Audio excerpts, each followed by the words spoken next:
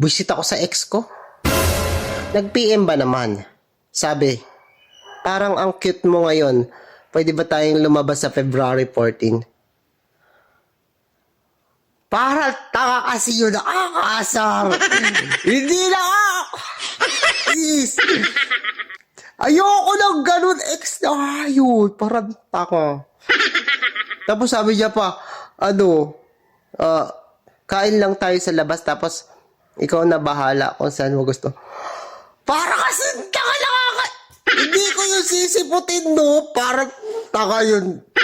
Inis talaga. Hindi naman ako ganun. Ex ka na nga, tapos nagpe-PM ka pa ng ganun. Tapos tinanong ko kung anong oras.